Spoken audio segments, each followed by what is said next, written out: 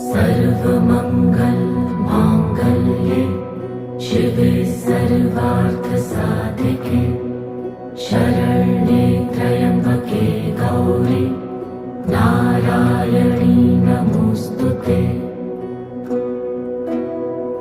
या देवी सर्वभूतेषु विष्णुमायेति शक्तिता नमस्तस्यै नमस्तस्यै नमस्तस्यै नमो नमः।